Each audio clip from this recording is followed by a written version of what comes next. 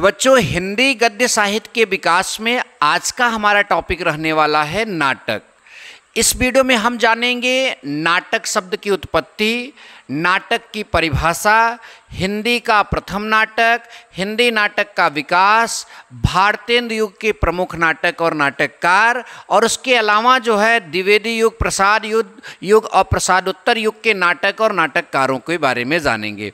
बच्चों, आपके board exam में शुक्ल युग और शुक्लोत्तर युग शामिल है, तो आपके मतलब के लिए जो है शुक्ल युग और शुक्लोत्तर युग से रिलेटेड भी नाटक और नाटककारों को यहाँ पर हम समझाएंगे। तो चलिए वीडियो की शुरुआत करते हैं। आपके सामने यहाँ पर जो है नाटक लिखा है, तो सबसे पहले जानेंगे कि नाटक शब्द की उत्पत्ति कहाँ से हुई है। तो देखिए लिखा है नाटक शब्द की उत्पत्ति।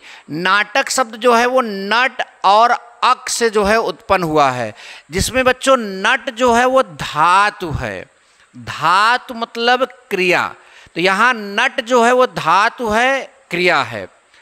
अक जो है वो आपका जो है प्रत्यय है। तो जब नट धातु में अक प्रत्यय जुड़ता है तो वो पूरा बन जाता है नाटक। तो ये हो गया नाटक की उत्पत्ति। अच्छा, अब नाटक की परिभाषा की बात करेंगे बच्चों। तो नाटक की परिभाषा जयशंकर प्रसाद के अनुसार हमने लिखा है, भारतेंदु हरिश्चंद्र के अनुसार हमने लिखा है, शेक्सपियर के अनुसार हमने यहाँ पर लिखा है। तो जयशंकर प्रसाद के अनुसार नाटक क्या है, देखो ध्यान से। भावों का अभिनय के माध्यम से जो है उद्गार, यहाँ से आ जाएगा भावों का अभिनय के माध्यम से उद्गार। ठीक, भावों का अभिनय के माध्यम से उद्गार, यानी आपके अंदर कोई भाव है और उस भाव को अभिनय मतलब एक प्रकार से एक्टिंग समझिए। एक्टिंग के माध्यम से जो उद्गार आप करोगे उस भाव का, वही क्या कहलाएगा बच्चों, नाटक कहलाएगा। बहुत संक्षेप में, बहुत सरल, बहुत सहज परिभाषा है। किसके अनुसार? जयशंकर प्रसाद जी के अनुसार। क्या लिखा है? भावों का अभिनय के माध्यम से उद्गार नाटक है। बात समझ में आया? भारतेंदु हरिश्चंद्र के अनुसार अगर हम बात करें तो इन्होंने लिखा है नाटक का अर्थ है नटों द्वारा की जाने वाली क्रिया। जो नट होते हैं उनके द्वारा की जाने वाली क्रिया। नट मतलब जो अभिनय कर सके, जो एक्टिंग कर सके, जो किसी चीज़ को प्रदर्शित कर सके दृश्य रूप में, मतलब कि वो नाटक समझ रहे हो ना, एक्टिंग के रूप में जो किसी चीज़ को दिखा सके वह नट होते हैं। और नटों द्वारा की जाने वाली क्रिया को हम क्या बोलते हैं? नाटक। ये किसके द्वारा बोला गया है? भारतेंदु हरिश्चंद्र के अनुसार। अच्छा, शेक्सपियर के अनुसार क्या बोला गया है? नाटक दर्पण के समान है। जैसे दर्पण आपको क्या दिखाता है? दर्पण आपका चेहरा दिखाता है, तो उसी प्रकार से शेक्सपियर का कहना है कि नाटक दर्पण के समान है, जिसमें प्रकृति स्वरूप बिंब, यानी जो प्रकृति का है, प्रकृति स्वरूप बिंब माने उसका जो है रूप, जैसे हमारा जो है, हमारा ध्यान समझिए, हम जो है दर्पण में दिख रहे हैं तो हम बिंब हो गए, और जो दर्पण में दिख रहा है वो हमारा प्रतिबिंब हो गया। तो हम बिंब का जो है दर्पण में प्रतिबिंब दिख रहा है, तो वैसे जिसमें प्रकृति स्वरूप बिंब, यानी प्रकृति में जो चीज़ें हैं उस चीज़ का, वो चाहे मतलब बिंब हो या फिर युग हो, आकृति हो, उसके प्रभाव को जो है बिंबित होते हैं। यानी नाटक के द्वारा प्रकृति में होने वाली घटनाएं, होने वाली समस्याओं को हम प्रदर्शित करते हैं, ठीक उसी प्रकार जिस प्रकार से हम अपने चेहरे को दर्पण में जो है प्रदर्शित करके देखते हैं। तो आई होप शेक्सपियर की भी डेफिनेशन आप सभी को समझ में आया होगा। तो ये हो गया नाटक की उत्पत्ति, नाटक की परिभाषा। अब हम जानेंगे हिंदी का प्रथम नाटक। तो देखिए 1, 2, 3, 4 अलग अलग कंडीशन में हमने हिंदी के प्रथम नाटक यहाँ पर दिखाए हैं। ओवरऑल आपको कौन सा याद करना है वो भी हम आपको समझाएंगे। लिखा है डॉक्टर दशरथ ओझा के अनुसार जो है गए सुकुमार रास जो है वह हिंदी का प्रथम नाटक है। और ये आपका दलहड़ यहाँ पर लिखा है, यानी इनके अनुसार ये हिंदी का प्रथम नाटक है और दलहड़ ने जो है इसको लिखा है। यह बात ध्यान दीजिए। तो ये हिंदी का प्रथम नाटक माना जाता है, लेकिन बहुत सारे विद्वानों का इसको प्रथम नाटक नहीं मानना है, और ये वास्तव में प्रथम नाटक है भी नहीं। क्यों? क्योंकि ये अपभ्रंश भाषा में लिखा गया है, ये शुद्ध हिंदी में नहीं लिखा गया है, ध्यान दीजिएगा। अच्छा, भारतेंदु हरिश्चंद्र के अनुसार नहुस जो है वो हिंदी का प्रथम नाटक माना जाता है। लिखा किसने है? गोपाल चंद गिरधर दास। ये कौन है? ये भारतेंदु हरिश्चंद्र के पिताजी हैं। ये भी ध्यान दीजिए, भारतेंदु हरिश्चंद्र के पिताजी कौन है? गोपाल चंद्र गिरधर दास जो हैं, उन्होंने एक नाटक लिखा नहुस, और वो हिंदी का प्रथम नाटक मानते हैं। कौन मानते हैं? खुद भारतेंदु हरिश्चंद्र। अब आगे लिखा है डॉक्टर बच्चन सिंह व आचार्य रामचंद्र शुक्ल के अनुसार आनंद रघुनंदन जो है वो आपका प्रथम नाटक है, और ये रीवा नरेश जो है महाराजा विश्वनाथ सिंह का जो है उनके द्वारा लिखा गया है। ये जो आपका डॉक्टर बच्चन सिंह और आर शुक्ल का मतलब होता है आचार्य रामचंद्र शुक्ल, इनके अनुसार जो है आनंद रघुनंदन जो है वो हिंदी गद्य का प्रथम नाटक है। किसने लिखा है? रीवा नरेश महाराजा विश्वनाथ सिंह ने लिखा है।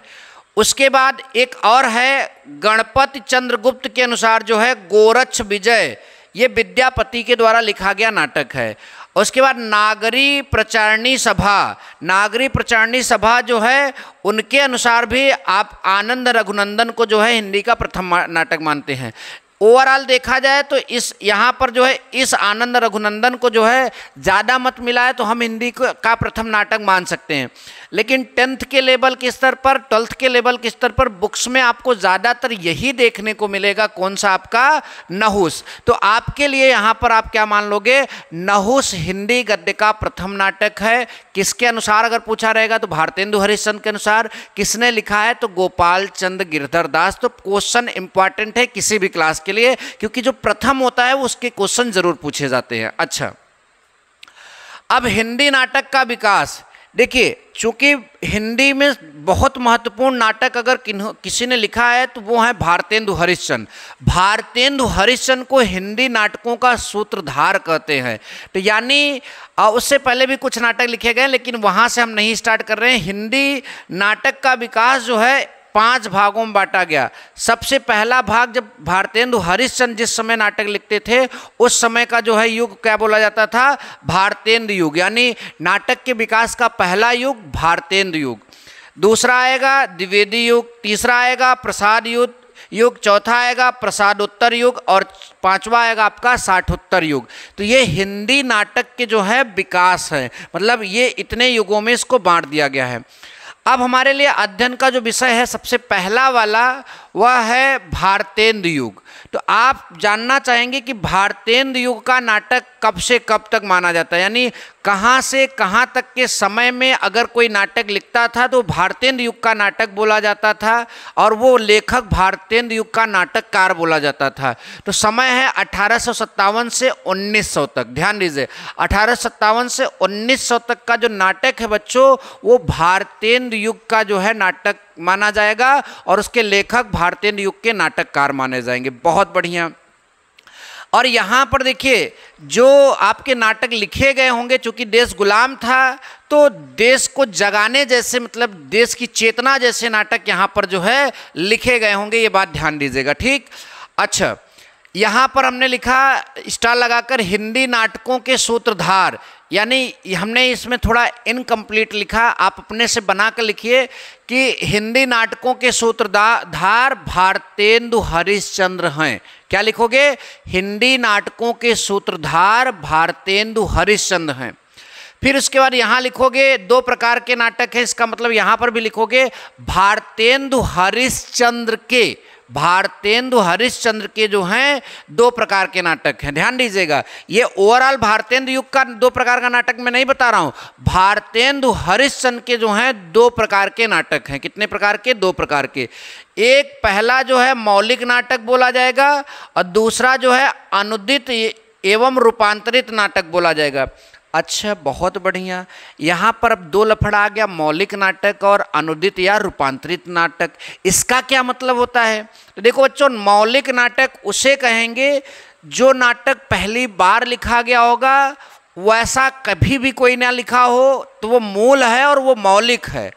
और अनुदित का मतलब अनुवादित किया गया, उसका किसी भाषा में वो लिखा गया था और उसका अनुवाद कर लिया गया है, उसको रूप बदल दिया गया, तो वो आपका अनुदित या रूपांतरित नाटक बोला जाएगा। तो भारतेंदु हरिश्चंद्र दोनों प्रकार के नाटक लिखे हैं, एक मौलिक नाटक भी लिखे हैं और अनुदित और रूपांतरित नाटक भी भारतेंदु हरिश्चंद्र जो हैं वह लिखे हैं। अब बच्चों भारतेंदु हरिश्चंद्र के जो हैं मौलिक नाटक आपके यहाँ पर हैं और अनुदित नाटक यहाँ पर है। सब रट डालो, क्योंकि भारतेंदु हरिश्चंद्र के नाटक बहुत इंपॉर्टेंट है, कई बार पूछे गए हैं, अलग अलग कक्षा के अलग अलग बोर्ड एग्जाम में जो है कई बार पूछे गए हैं। तो ये सब रट डालो भारतेंदु हरिश्चंद्र के जितने भी नाटक हैं, चाहे वो मौलिक नाटक हो चाहे फिर वो अनुदित नाटक हो। भारतेंदु हरिश्चंद्र ने जो है कुल 17 नाटकों का जो है लेखन किया है, मतलब उन्होंने कुल 17 नाटक लिखे हैं और उन सभी 17 नाटकों को आपको जो है तैयार करना है। तो मैंने यहाँ पर लिखा है, आप लोग मेरे साथ 2 बार पढ़ोगे तो खुद ही आपका क्लियर होगा। पहला, वैदेही हिंसा हिंसा ना भवति, क्या है, सॉरी गलत पढ़ दिया, वैदिकी हिंसा हिंसा ना भवति, ये भारतेंदु हरिश्चंद्र का पहला नाटक है। दूसरा, प्रेम जोगिनी। तीसरा, श्री चंद्रावली। चौथा, विशस्य विस्मोधम। विशस्य विस्मोधम बहुत इंपॉर्टेंट है, विशस्य विस्मोधम बहुत इंपॉर्टेंट है। भारत दुर्दशा, मैंने पहले ही बताया कि भारत गुलाम था तो भारत की दशा पर जो है नाटक जरूर लिखा जाएगा, तो भारत दुर्दशा। फिर अगला है नील देवी, फिर सती प्रताप, फिर अंधर लिखा है, अंधेर नगरी, क्या हो जाएगा, अंधेर नगरी। फिर सत्य हरिश्चंद्र। तो ये भारतेंदु हरिश्चंद्र के जो हैं मौलिक नाटक हैं। फिर से देखिए, वैदिकी हिंसा हिंसा ना भवति, प्रेम जोगिनी, श्री चंद्रावली, विशस्य विस्मोधम, भारत दुर्दशा, नील देवी, सती प्रताप, अंधेर नगरी, सत्य हरिश्चंद्र। उसके बाद बच्चों अनुदित नाटक की बात करें तो इन्होंने 7 अनुदित नाटक लिखे हैं। पहला अनुदित मतलब जो रूपांतरित किया गया, जो अलग भाषा से हिंदी भाषा में लाया गया है, विद्या सुंदर। और दूसरा पाखंड विडंबन। तीसरा धनंजय विजय। चौथा कर्पूर मंजरी।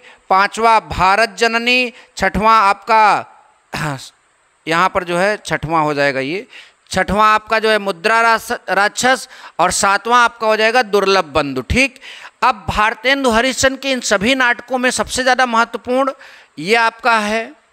फिर उसके बाद विशस्य विस्मोधम है, भारत दुर्दशा है, उसके बाद मुद्रा राक्षस है ये, और सत्य हरिश्चंद्र तो आपका रहेगा ही रहेगा।